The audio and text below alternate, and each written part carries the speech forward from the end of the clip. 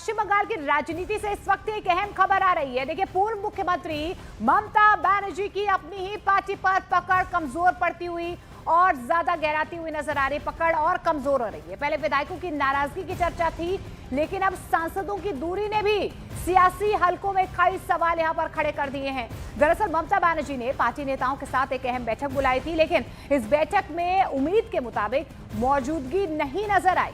जानकारी के मुताबिक टीएमसी के 41 सांसदों में से सिर्फ 6 सांसद ही बैठक में पहुंचे, जबकि 80 विधायकों में से सिर्फ 8 विधायक इस बैठक में शामिल हुए। इतनी कम उपस्थिति ने पार्टी के अंदर चल रही खींचतान और असंतोष की अटकलों को और ज्यादा तेज कर दिया है।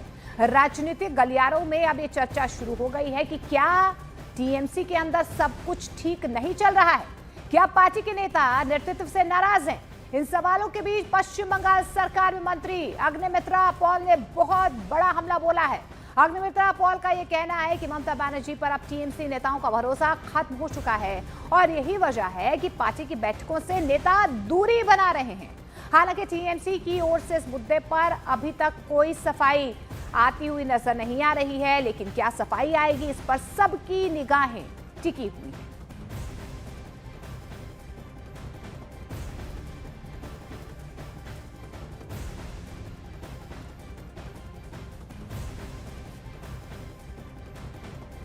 और ममता बनर्जी के ऊपर तृणमूल पार्टी के कोई आस्था नहीं है। जो पार्टी का कोई आइडियोलॉजी नहीं है, कोई नीति, आदर्श, दर्शन कुछ नहीं है।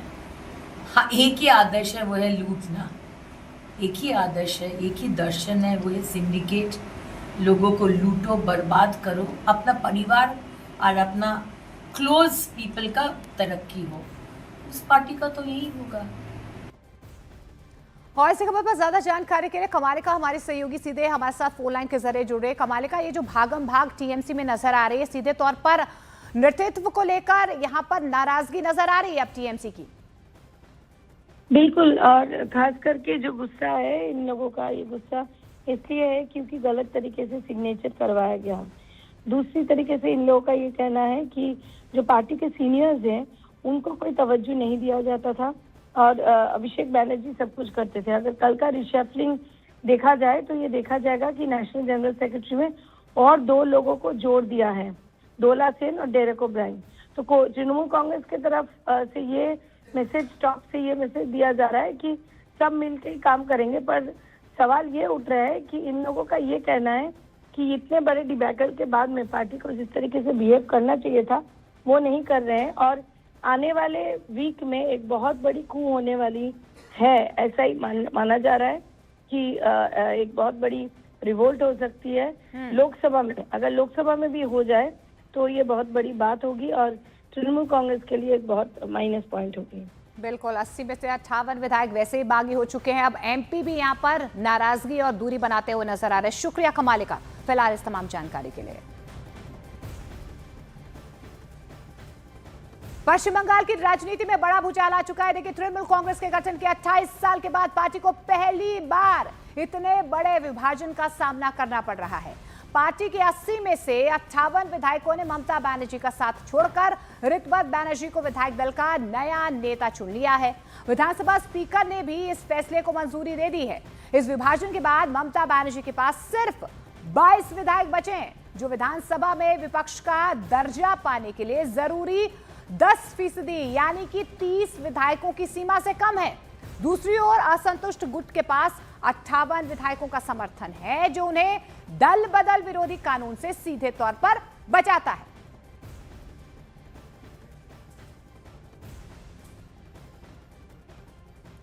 और चुनाव में हार के बाद टीएमसी में बड़ी टूट सामने आ रही है, जिसके बाद अब ममता बनर्जी के पास 3 विकल्प ही नजर आ रहे हैं। पहला विकल्प यह है कि ममता बनर्जी भतीजे का मोह त्यागे और टीएमसी को एकजुट करे। दूसरा विकल्प यह है कि ममता चीफ एडवाइजर का पद संभाले और टीएमसी को टूटने से बचाएं। तीसरा विकल्प यहां पर ममता बनर्जी के पास अहम विकल्प है कि ममता बनर्जी टीएमसी में बगावत को लेकर कानूनी लड़ाई लड़े।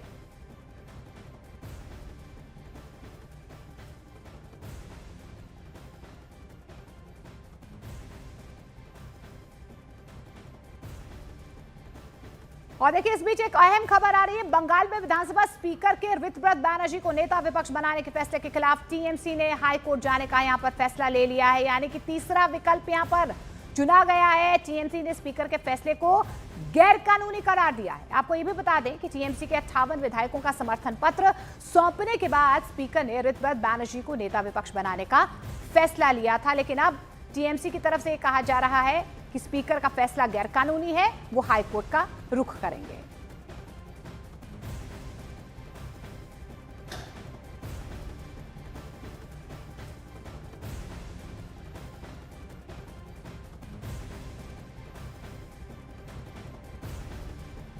डिसीजन हुआ है, जो अपोजिशन लीडर बनाया है स्पीकर ने वो इलीगल है, उसका एगेंस्ट में हम लोग कोर्ट में मानने में जा रहे हैं। कोर्ट में मानने में हम लोग फाइल करेंगे उसका पिटीशन का हाई कोर्ट में होगा। पहले हाई कोर्ट में ही होता है, हाई कोर्ट में होंगे, उसका बाद हम लोग देखेंगे। और देखिए बंगाल में अभिषेक बैनर्जी के करीबी टीएमसी नेता शौकत मौला को सुनारपुर के कमलगाछी से एनआईए ने गिरफ्तार कर लिया है। शौकत मौला पर चुनाव से पहले भांगड़ विधानसभा क्षेत्र में बमबारी करवाने का आरोप है। पुलिस इस मामले में शौकत की तलाश कर रही थी। एनआईए ने शौकत मौला को धमाके के मुख्य संदिग्धों और साजिश करने वालों में से एक बताया था। शौकत की गिरफ्तारी के लिए कई जगह छापेमारी की गई थी, जिसके बाद एनआईए ने शौकत को सुनारपुर के कमलगाछी से गिरफ्तार कर लिया है।